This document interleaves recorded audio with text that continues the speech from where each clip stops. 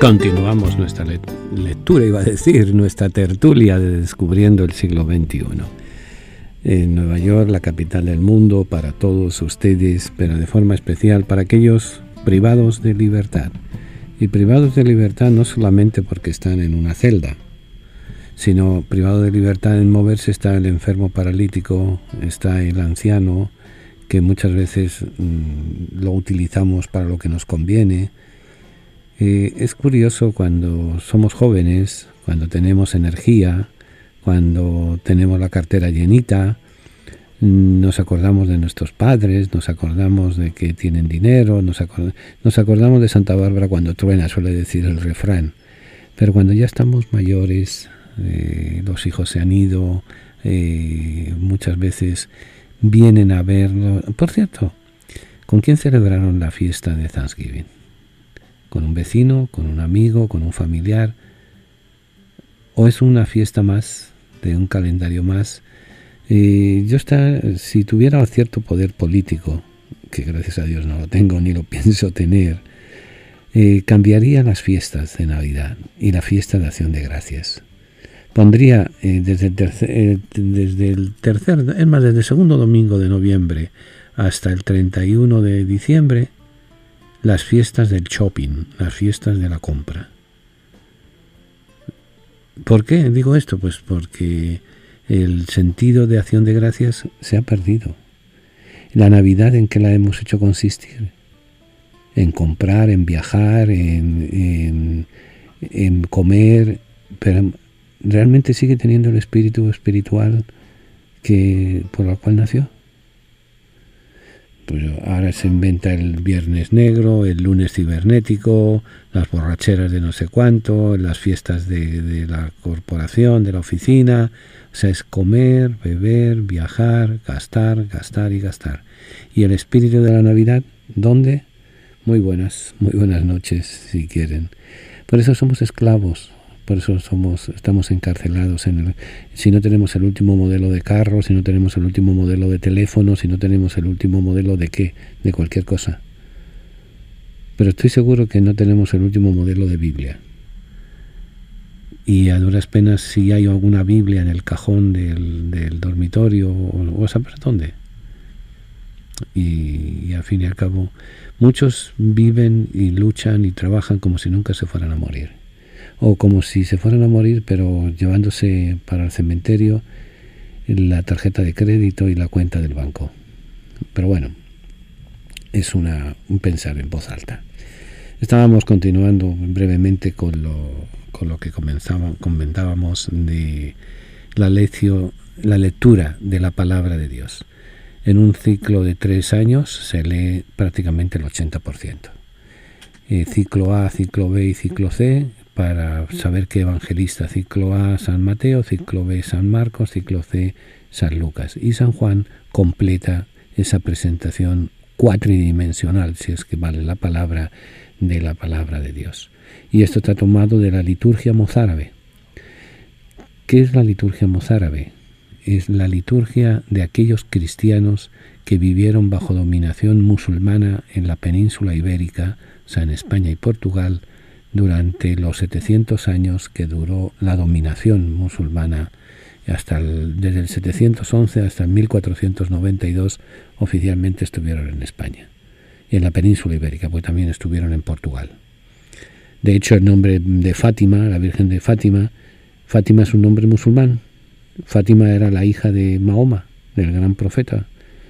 Entonces hubo unas comunidades cristianas que supieron adaptarse, supieron inculturarse y tenían sus ritos particulares y sus formas particulares de celebrar los sacramentos.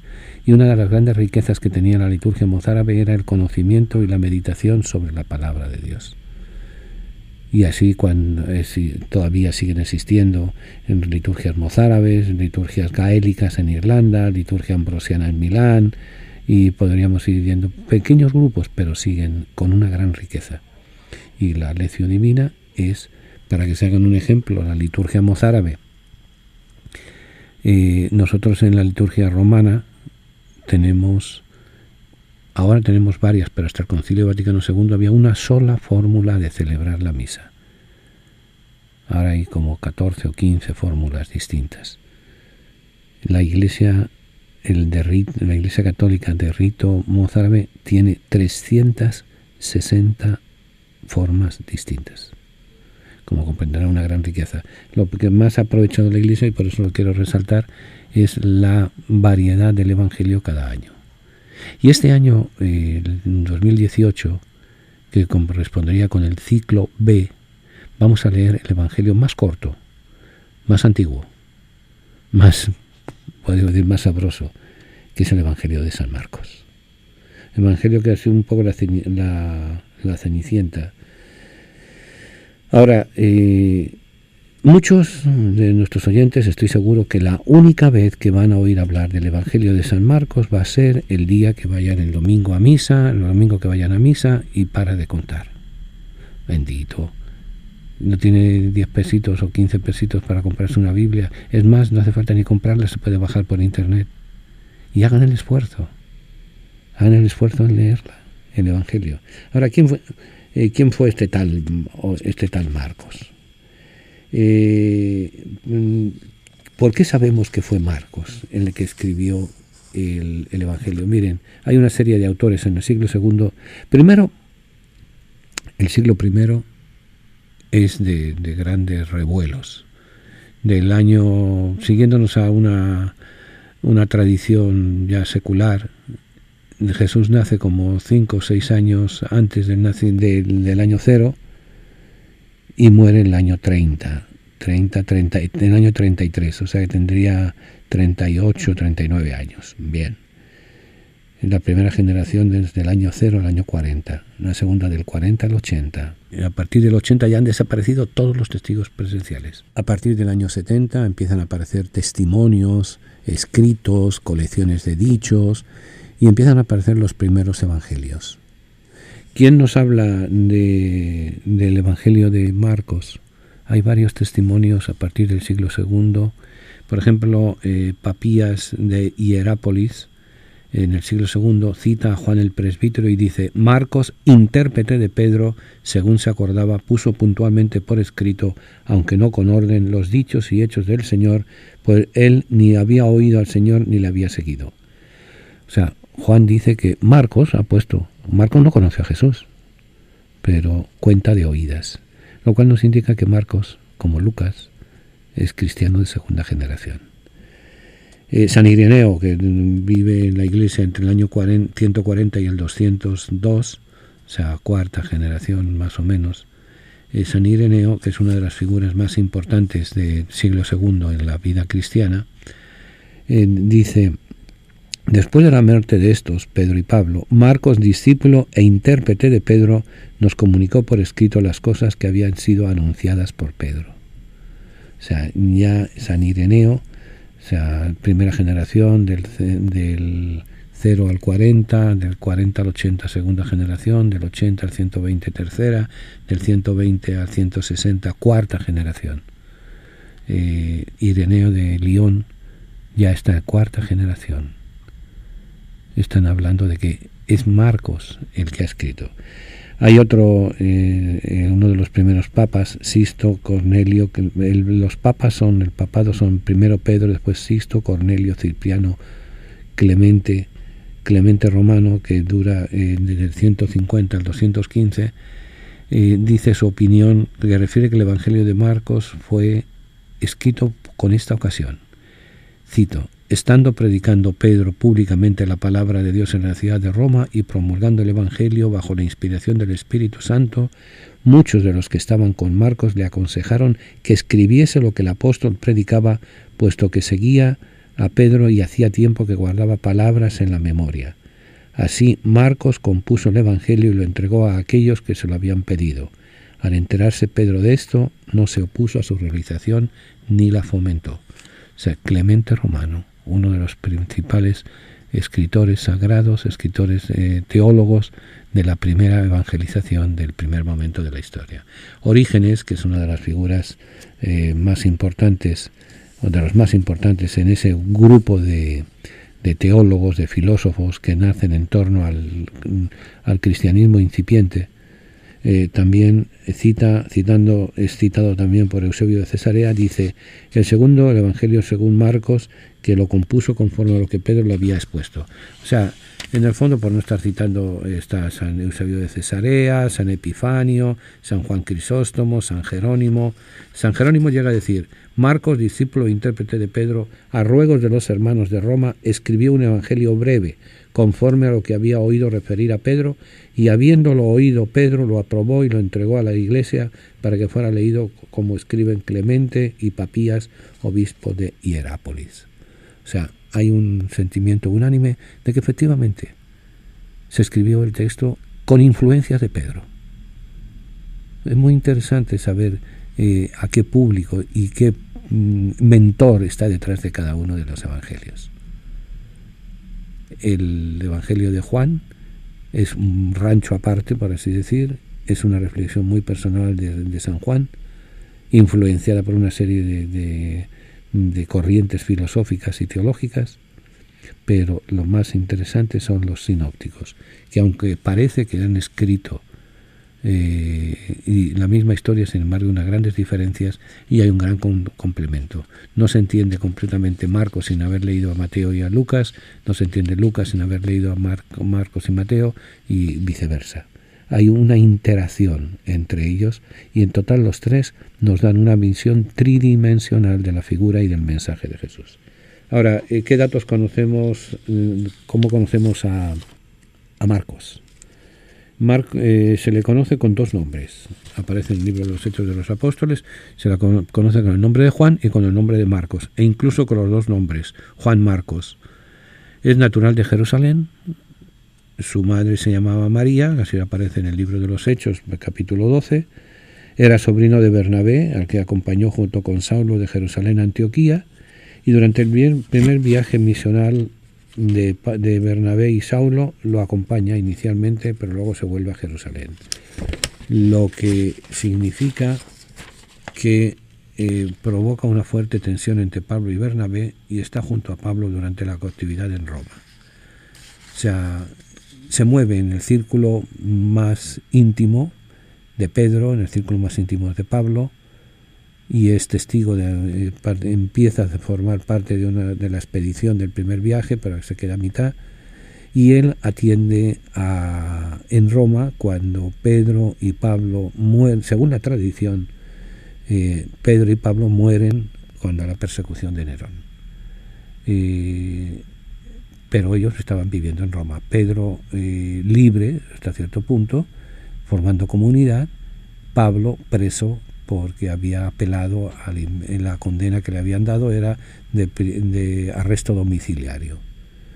Y tienen que cuidarse. No había welfare, no había seguridad social, no había derechos humanos, había el que tenía comía, el que no tenía no comía, y se acabó.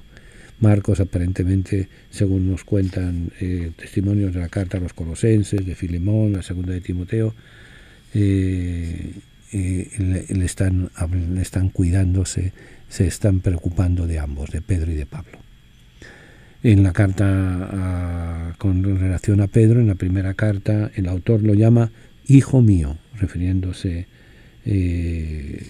a Marcos. Muchos han visto en esta expresión tan cariñosa una cercanía de Pedro hacia Marcos. Se habla incluso de que Marcos era el que le hacía, vamos a ponerle así, los discursos a Pedro. No hay que olvidar una cosa muy importante. Pedro era un gran comerciante. Pedro era dueño de una empresa, una pequeña empresa de salazón de pescados y de pesca en Cafarnaún. Cafarnaún era de las ciudades, las 30 y pico, 40 ciudades de las que habla Flavio Josefo que había en el siglo I en torno al lago de Tiberíades. La más importante, sin duda alguna, era Cafarnaún.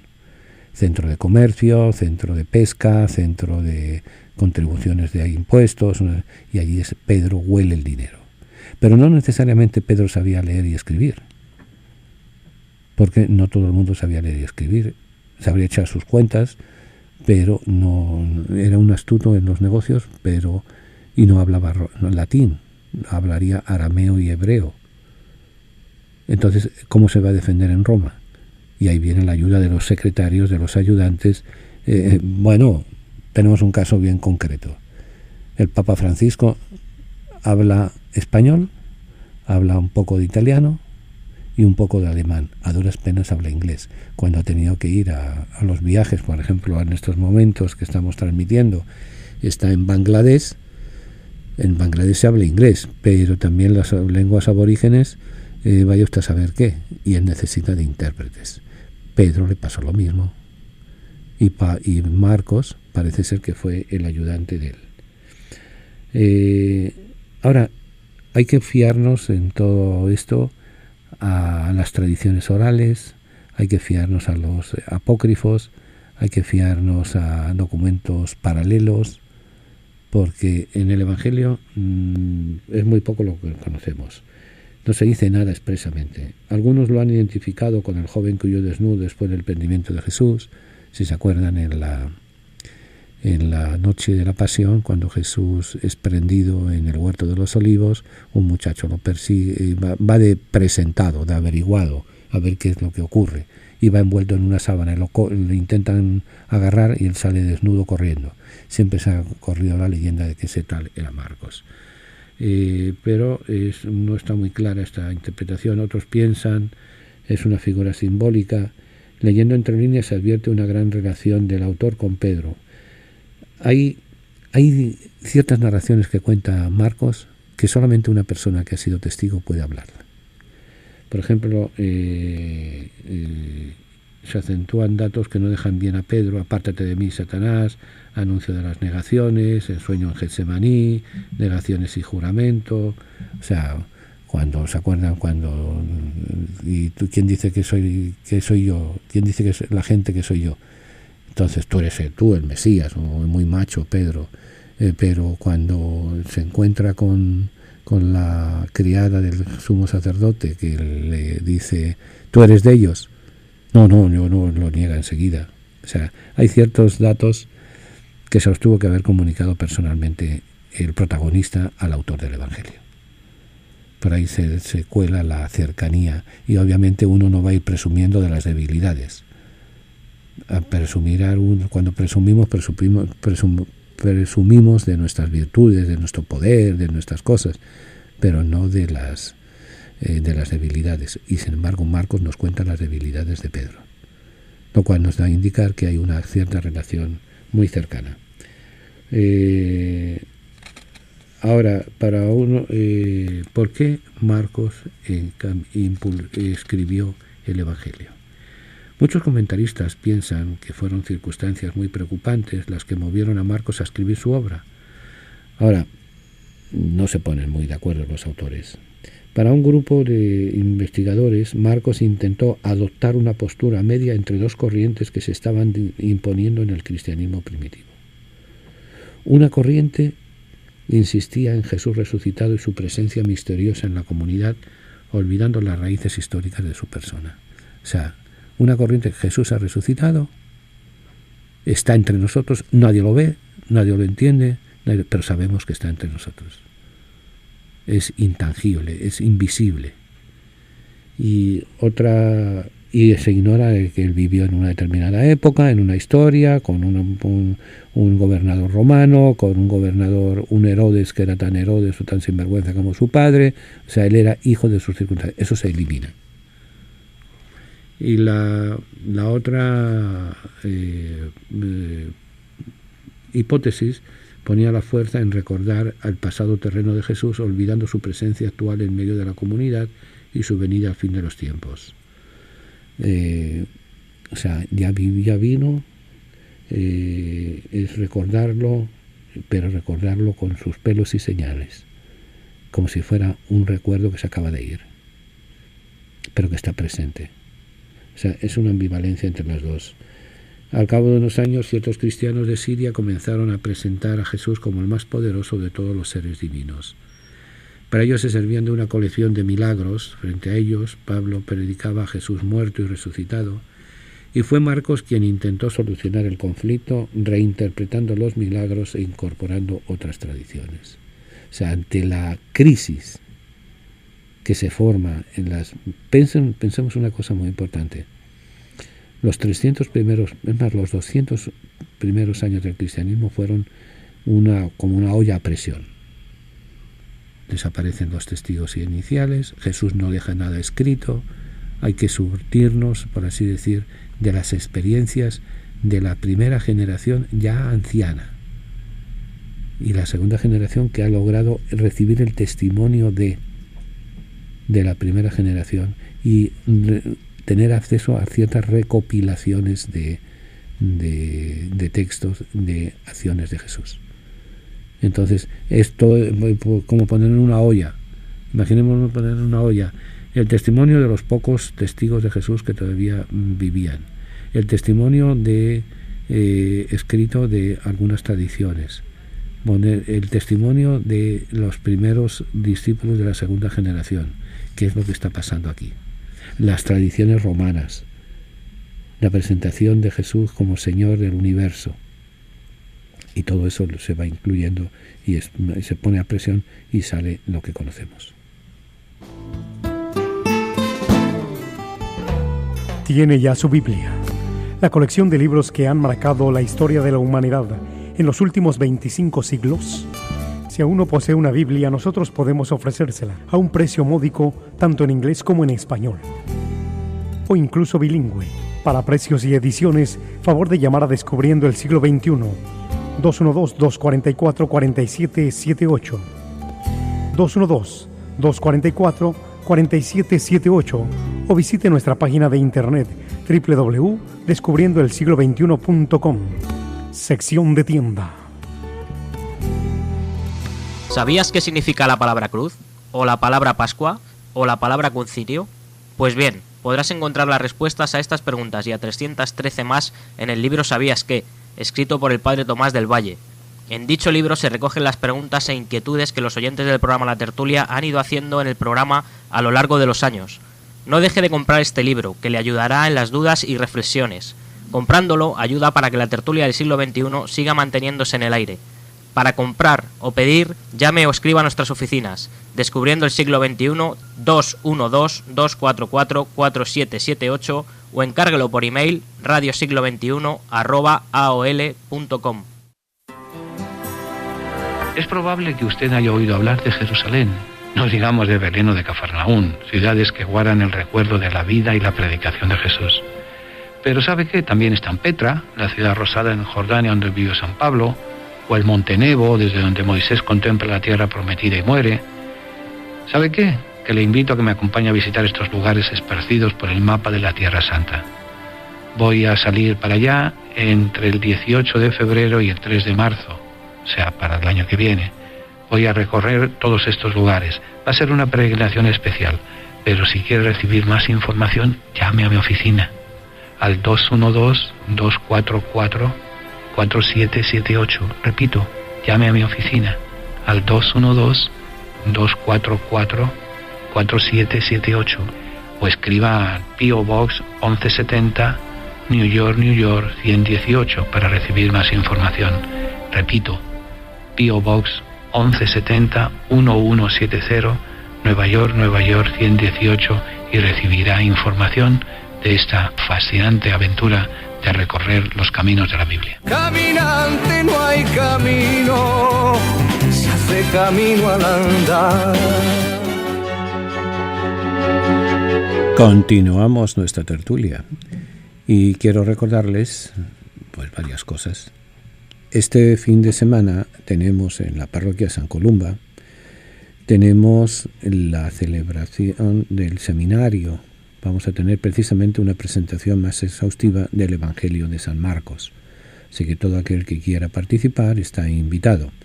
Y también mañana, recordemos que mañana ya es 1 de mes. Nos quedan 31 días para concluir el año 2017. Qué rápido se va el tiempo, ¿verdad? Y mañana, como primer viernes, tenemos la celebración de la Santa Misa en honor del Sagrado Corazón, pidiendo por la sanación, pidiendo para que el Señor ayude y soporte y proteja no solamente a nuestros hermanos privados de libertad, sino también a sus familiares. Mañana, hasta cierto punto, la Eucaristía de mañana es una Eucaristía de familia. Pedir por los familiares de los hermanos que están sufriendo, que están encarcelados. Justa, injustamente, eso solo Dios y su conciencia lo sabe.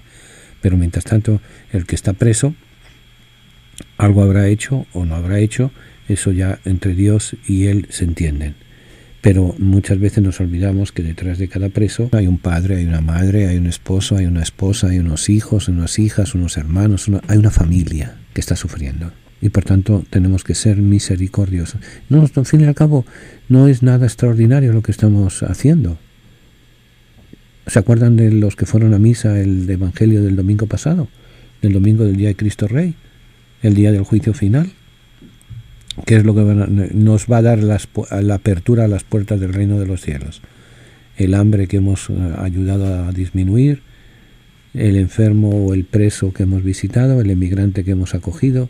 Eso es lo que va a priorizar a la hora de encontrarnos ante Dios. Y por eso vamos a rezar por ellos. Lo único que tenemos es nuestra oración para muchos de ellos. Vamos a rezar mañana a las 7 de la tarde en la parroquia San Columba, nuestra Eucaristía en honor del Sagrado Corazón, pidiendo por la sanación de tantas heridas como tenemos, sobre todo nuestros hermanos presos y sus familiares. Y volviendo al Evangelio, hay una serie de hipótesis sobre qué es lo que intentó Marcos con su Evangelio. Él intenta aparentemente dar respuesta al misterio de quién es Jesús.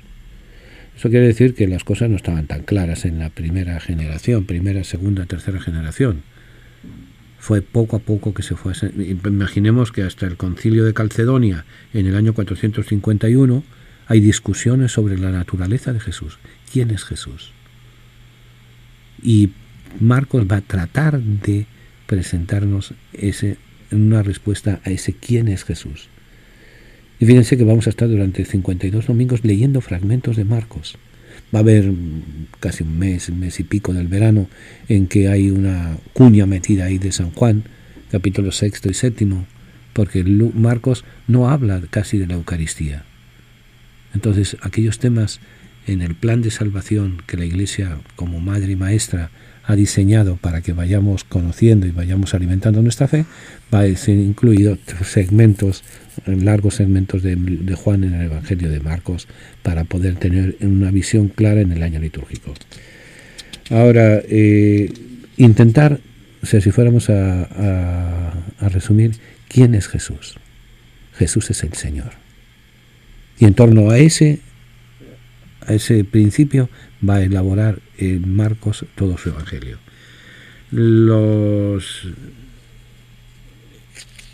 ¿Para quién Marcos escribe? Aparentemente escribe el auditorio de Marcos, es el auditorio de Pedro.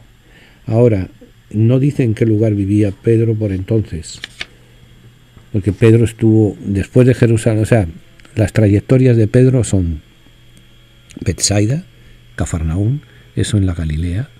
De hecho, en febrero voy a estar en Cafarnaún.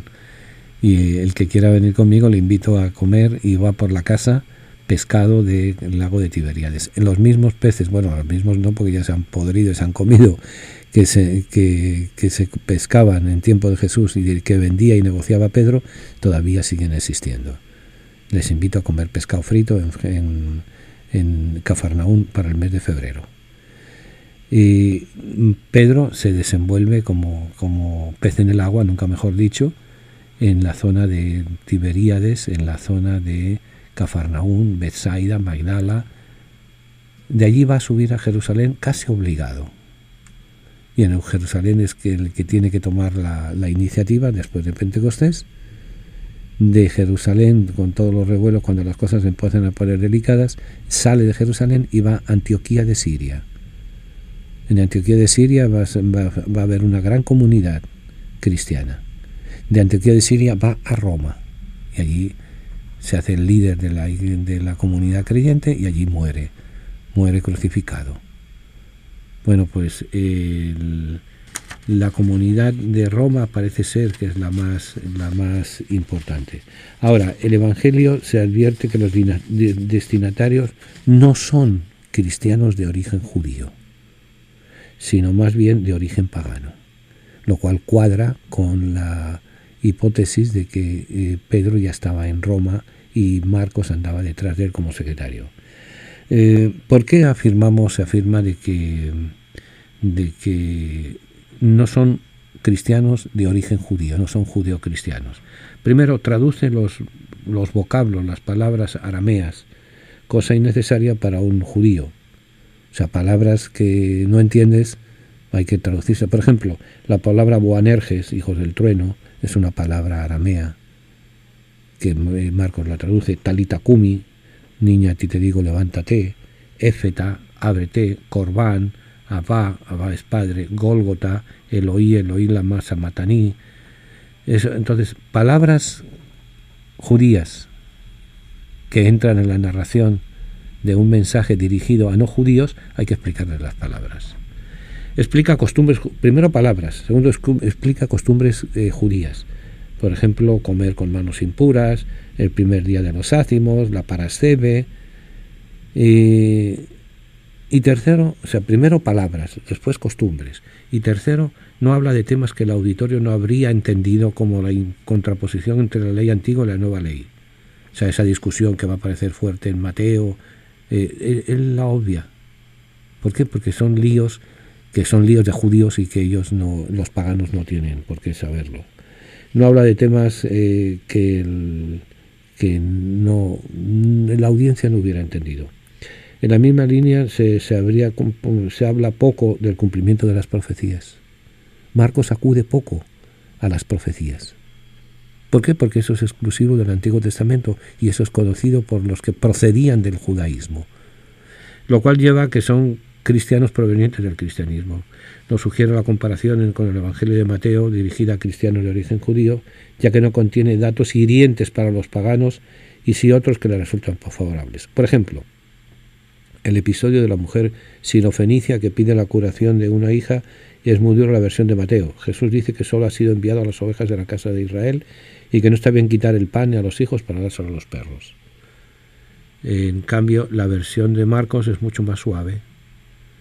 En la misma línea, ser favorable a los paganos, se comprenden expresiones como la de que el templo es casa de oración para todos los pueblos, faltan las palabras para todos los pueblos, y la afirmación de discurso escatológico, primero tiene que anunciarse la buena nueva a todos los pueblos, frase que falta en Mateo. O sea, resumiendo, el público, y es siempre muy importante saber hacia quién se está dirigiendo una obra. El target al cual se dirige Marcos son cristianos que no proceden del judaísmo, que han tenido muy poco contacto con el judaísmo y que por tanto no conocen el arameo. Y él tiene que explicarle ciertos giros. Boanerges, Talita Kumi, Éfeta, Corbán, etc. Segundo, explica costumbres judías. Hay que lavarse las manos para comer, una serie de cosas. ¿Por qué hay que explicar? Porque si no, no entienden ciertos contextos evangélicos. Y no habla de temas que el auditorio no habría entendido. Por ejemplo, las peleas entre la ley antigua y la ley nueva. A la ley está refiriéndose a la ley de Moisés, en la cual es gran experto Mateo. ¿Por qué? Porque es judío y está hablando a judíos. Marcos es judío, pero está hablando a no judíos. Adapta el mensaje, incultura el mensaje en esa mentalidad. Entonces no toca temas de las profecías. ¿Para qué lo van a las profecías si no entra en su contexto religioso y cultural? De ahí se deduce como conclusión obvia que los cristianos a los cuales Marcos les dirige su evangelio son de origen pagano, que provienen del paganismo. Luego, por ejemplo, la comparación con el Evangelio de Mateo, dirigido de cristianos de origen judío, ya que no contiene datos hirientes para los paganos. O sea, Mateo es más cruel cuando se refiere a un pagano. Marcos no. ¿Por qué? Pues porque no va a presentar un mensaje hiriendo. De ahí entonces, y es el mismo mensaje de Jesús, pero nada es verdad, como decía, creo que era Cantinflas, nada es verdad, nada es mentira, todo es el color del cristal con que se mira.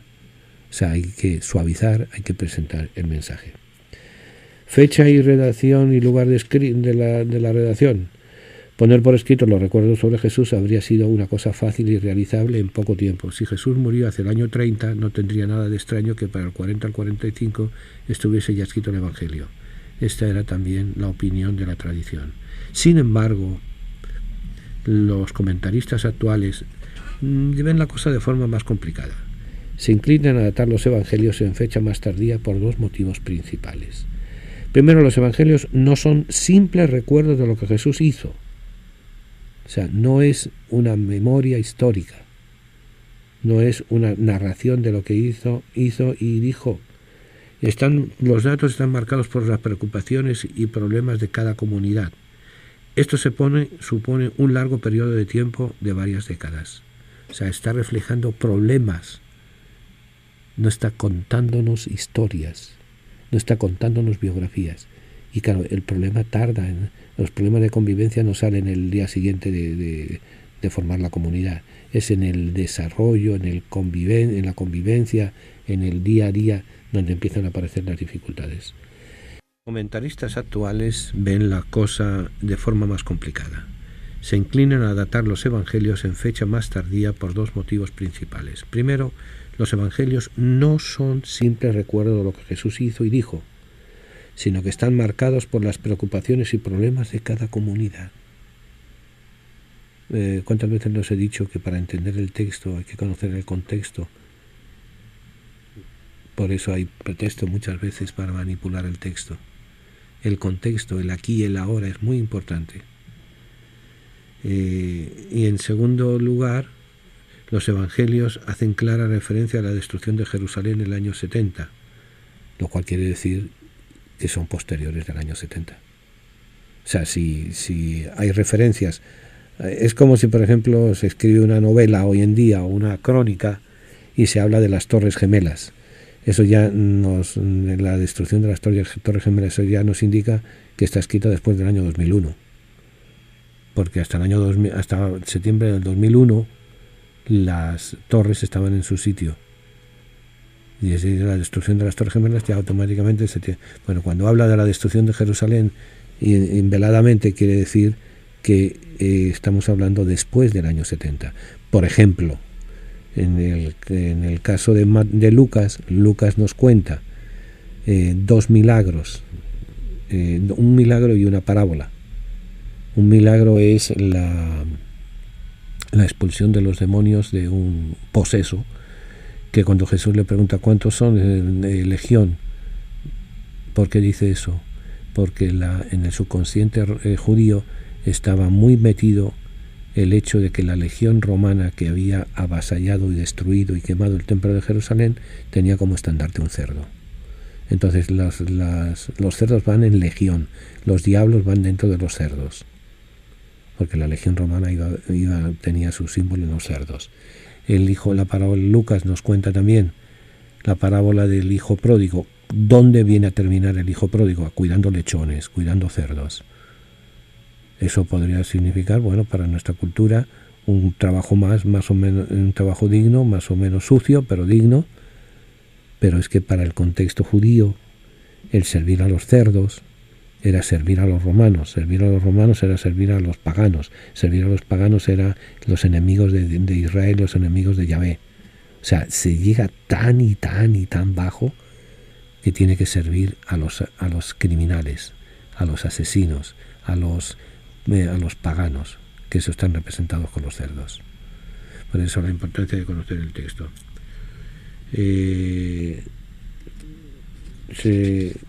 Se comprende que los autores no acaban de ponerse de acuerdo sobre esta cuestión, si fue un poco antes, si fue un poco después. Como decía mi abuela, entre todos lo mataron y él solo se murió.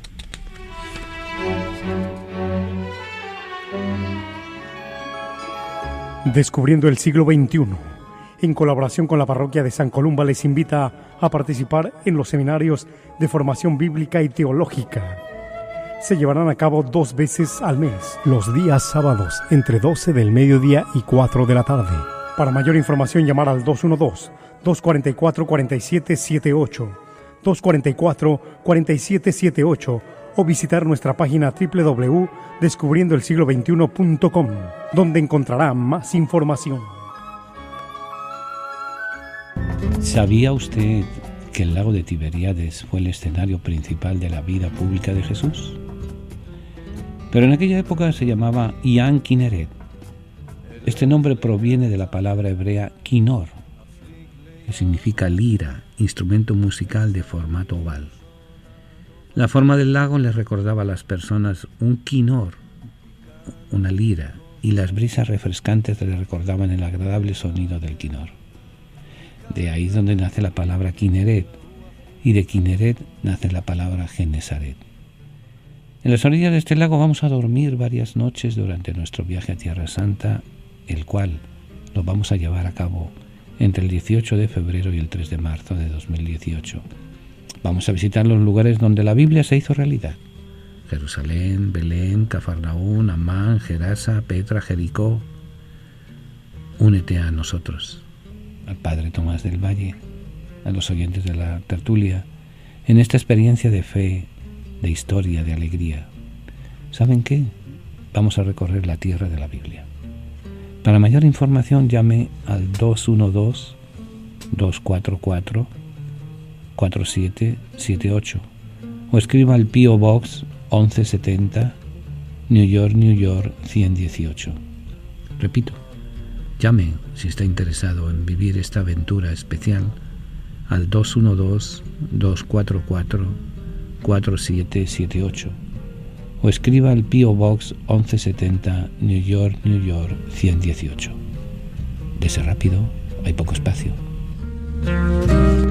¿Cómo voy a entender si no tengo a nadie que me lo explique? Así se lamentaba el administrador de la reina de Cusa, cuyo testimonio leemos en el libro de los Hechos de los Apóstoles. Alentados por este lamento, organizamos cada mes una serie de seminarios y talleres de formación entre nuestra comunidad hispana. Recorreremos y veremos los momentos más importantes de la historia de la fe cristiana, desde su nacimiento en las orillas del lago de Tiberíades a las calles de Nueva York. Para una mayor información, por favor llame a nuestras oficinas al 212-244-4778 o visite nuestra página de internet www.descubriendoelsiglo21.com en la sección de seminarios y talleres de formación.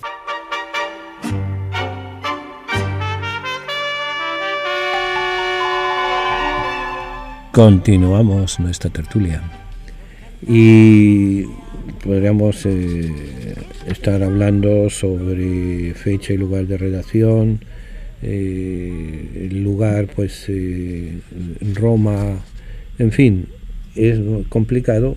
Y las fuentes usadas por Marcos, existe bastante acuerdo en que Marcos encontró escrito y usó el relato de la pasión. También conoció una colección de parábolas y el discurso apocalíptico del capítulo 13. Entonces, hay dudas entre ciertos elementos. Por otra parte, admiten que Marcos usó una colección de discusiones galileas y otras sobre instrucciones comunitarias. En fin, que es complicado y que eso se encarguen los expertos que para eso están. ¿Qué recomendación les doy yo? Porque les he hecho así una ligera presentación de Marcos, que quizás volvamos en algún momento durante el año litúrgico, durante este tiempo de Adviento que empezamos. Primero, no se conformen con leer el Evangelio de Marcos, simplemente lo que oigan en la misa cuando vayan a partir de este domingo. Es verdad que durante el 52 domingo vamos a estar escogiendo fragmentos, pero ya todos ustedes que me oyen ya son adultos y quien más, quien menos, no se necesita mucha formación para leer el Evangelio. Lo que se necesita es interés en leerlo. No dejar de decir nuestra fe, creemos en las 7 cortes celestiales. Muy bien, me parece muy bien, pero lo importante es nuestra creencia en Jesús de Nazaret, en el mensaje que nos vino a traer, en la idea que nos vino a dar, en la fuerza que nos está dando.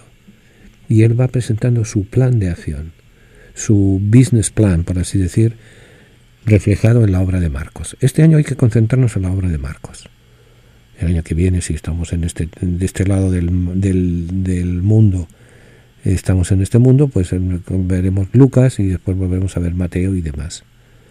Pero ahora nos toca Marcos. Marcos el gran desconocido, Marcos el gran desconocido y gran manipulado. Y fíjense que una de sus características es decirnos quién es Jesús. Podríamos decir que este año vendría siendo el año del interrogatorio, el año en el cual nos planteamos quién es Jesús. ¿Por qué nos lo planteamos? Porque Marcos nos lo plantea. Marcos, que se dirige a una comunidad pues parecida a la nuestra, compuesta pues por tiros y troyanos, como se dice vulgarmente. Y él quiere transmitir un mensaje lo más fidedigno posible, lo más importante posible. Por ejemplo, ¿cómo comienza su evangelio? Comienzo del evangelio de Jesús, el Cristo, Hijo de Dios, conforme está escrito en Isaías el profeta. Comienzo. Mira, envío mi mensajero delante de ti, él, el que ha de preparar su camino. Vi voz que clama en el desierto, preparen el camino del Señor, enderecen sus senderos. O sea, lo envía, todo va a girar en torno a esto. La buena nueva, para recibir al mensajero. Vamos a seguir conversando sobre Marcos más todavía.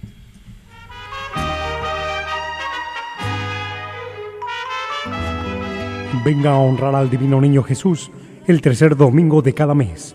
Tendremos la celebración de la Santa Misa a las 2 de la tarde en la parroquia San Columba, ubicada en el 343 West de la 25 Street en Manhattan. Para mayor información, favor de comunicarse con nuestras oficinas al 212-244-4778, 212-244-4778.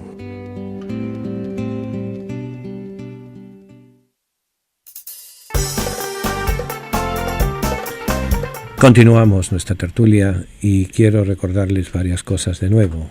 Mañana, primer viernes, tenemos el día de oración y sanación por nuestros hermanos presos y sus familiares. El sábado tenemos un seminario presentando precisamente, como les decía, el Evangelio de Marcos. Pero vamos a empezar también una sección, hemos empezado, no es nueva. Hemos ido presentando la introducción a la Sagrada Escritura, pero hemos hablado de la Biblia en general. De ahora en adelante vamos a dedicarle un segmento bastante grande a ir viendo uno por uno los libros de la Sagrada Escritura. Y los primeros 5 libros que vamos a ver son los que conforman lo que llamamos el Pentateuco, los 5 primeros libros. Y después iremos uno por uno. Hoy simplemente veremos una presentación genérica de lo que es los 5 primeros libros y después ya iremos viendo uno por uno. Porque yo he leído la Biblia, sí, pero es como dice, me he leído la biblioteca entera, 73 libros. ¿De qué habla? Habla de cada uno, habla una cosa distinta. Pues esa es la idea, de saber de qué habla cada uno, para que no nos cuenten. Vamos a acercarnos pronto a Navidad, estamos en Adviento. Pues en Adviento es tiempo también de nuevas resoluciones. Sería interesante que una de las resoluciones que tomáramos sea precisamente el volver a leer la Sagrada Escritura, pero con un cierto orden. Bueno, los 5 primeros libros. Los 5 primeros libros forman lo que se llama el Pentateuco. Penta, 5 en griego, teucos, libros. Es una obra de 5 partes. El Pentateuco, por referencia a aquellos donde se guardaban los rollos de los mencionados escritos. También son conocidos por judíos y cristianos estos 5 rollos, por así decir, con el nombre de la ley o la Torá. De modo genérico, su contenido se lo reflejan los títulos de los libros.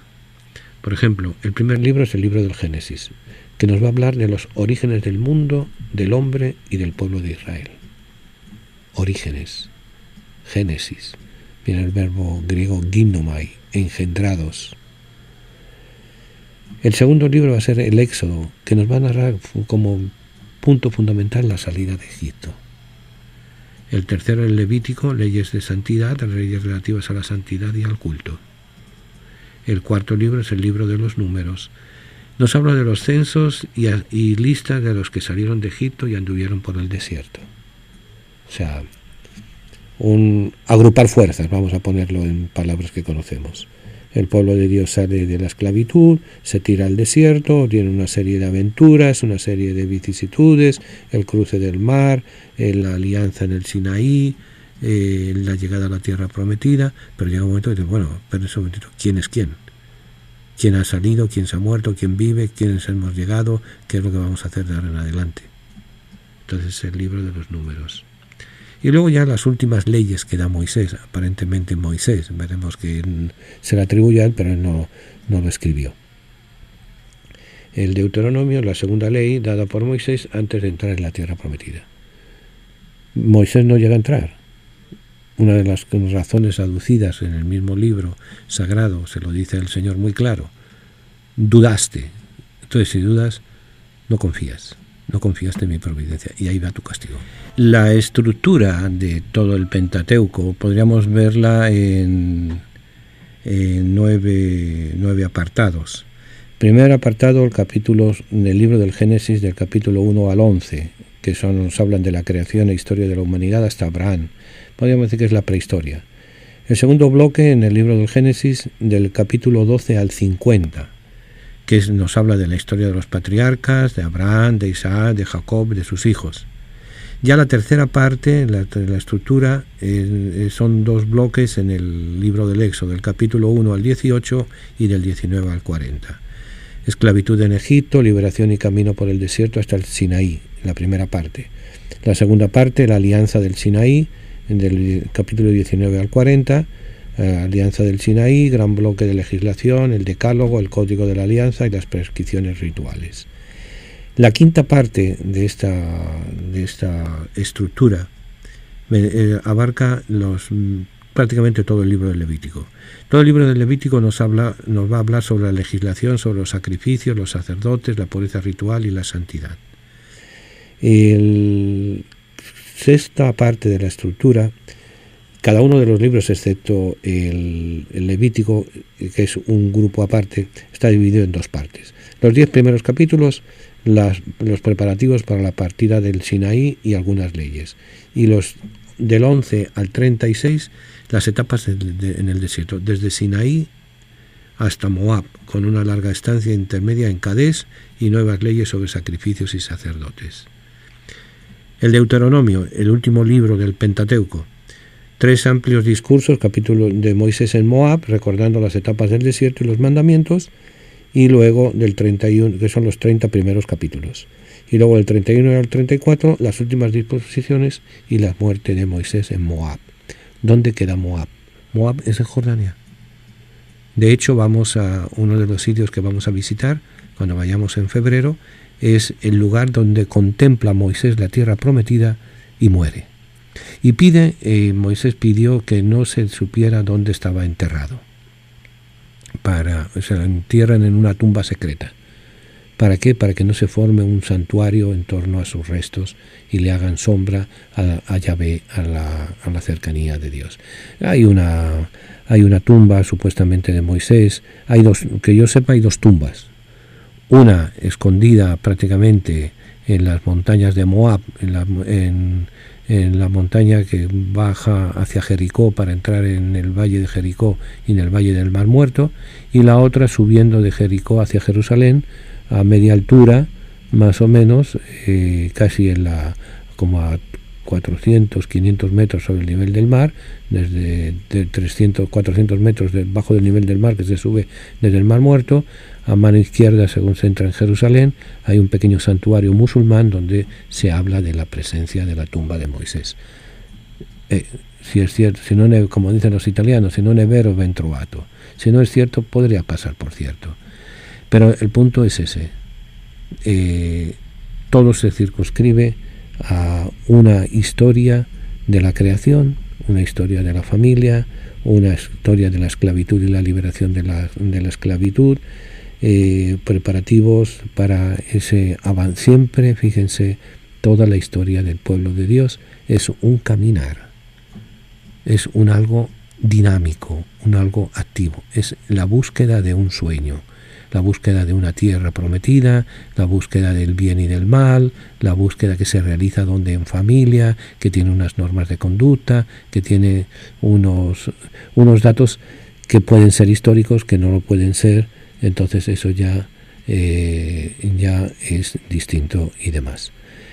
Iremos después viendo, por ejemplo, cuando el Génesis contempla toda la humanidad, tanto en la creación como en el primer pecado, su propagación, la expansión del mal, castigado por el diluvio.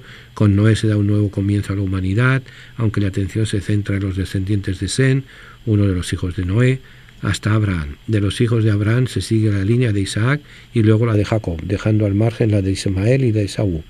Después la atención se centra en los 12 hijos de Jacob: Rubén, Simeón, Leví, Judá, Dan, Neftalí, Gad, Aser, Issacar, Zabulón, José y Benjamín.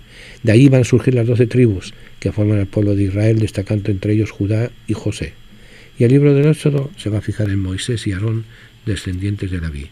Desde entonces el protagonista en el pueblo de Israel, pasándose así de fijarse en toda la humanidad a un solo pueblo elegido de Dios. Va a pasar de un individuo, Adán, a un padre de familia, Abraham, Isaac, Jacob, el pueblo, los hijos, y de allí es el pueblo, va a ser el pueblo de Dios. Se entran todos los demás en el anonimato, de lo individual a lo comunitario. Ya hablaremos de ello. Que tengan un buen fin de semana, que el Señor les bendiga, que empecemos el año nuevo litúrgico con ilusión y esperanza, buscando a Jesús el Señor. Que Dios les bendiga. Shema Adonai, Shema Adonai. Señor, nuestros hermanos a los que tú amas están encarcelados. Ten compasión de todos los presos y socórrelos. Si es posible, que sea llevadero para ellos este cáliz, pero no se haga nuestra voluntad sino la tuya. Haznos sensibles a las necesidades de nuestros hermanos encarcelados y haznos comprensivos con sus limitaciones. Ayúdanos a hacerle más llevadera la sentencia. Señor, a los que amas están encarcelados. Toda su familia está también sufriendo. Haz que nunca pierdan la confianza y la esperanza en ti. Amén. Hasta el próximo jueves, si Dios quiere. Que Dios les bendiga.